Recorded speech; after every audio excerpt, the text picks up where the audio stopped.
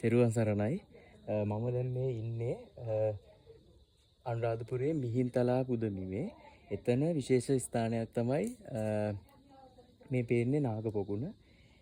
ඒකෙන් ඒ කාලේ වැඩ හිටිය භික්ෂූන් වහන්සේලාට අවශ්‍ය ජල සැපයුම සහ පහළ තියෙන සිංහ පොකුණට අවශ්‍ය ජලය මෙතනින් සැපයුවා කියලා තමයි මූලාශ්‍රවල සඳහන් වෙන්නේ.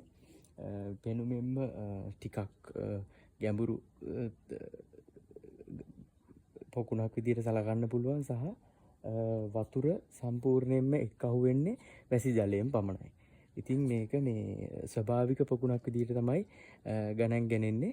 මේ පෙනීමෙන්ම සාමාන්‍යයෙන් গুপ্ত ගතියක් පේනවා, ආලට පේනවා.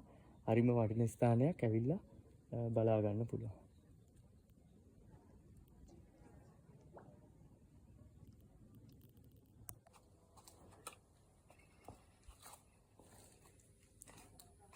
මම ඉස්සරලා කියපු විදිහට නාග පුකුණේ ඉඳලා මෙතෙන්ට තමයි ওই වතුර ප්‍රවාහණය කරන්නේ සිංහ පොකුණට. මේ තමයි සිංහ පොකුණ.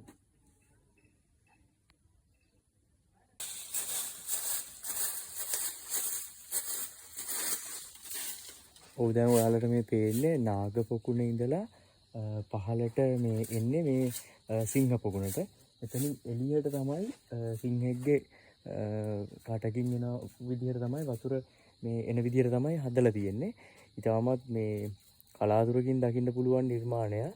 අහම්බෙන් මමත් දැක්කේ මේ හරිම ලස්සනයි. මේ සමහරට මේ ඒරියා එකේ දැන් නැති වුණාට පොකුණක් තියෙන්නත් ඇති තවත් පොකුණක්. මේ එහෙම සඳහනක් නැහැ මේ කොහෙවත්. මේ විශේෂ ස්ථානයක් විදිහට රචනා. දැන් මේකට උඩ තියෙන්නේ මේ සිංහ පොකුණ. හරිම ලස්සනයි.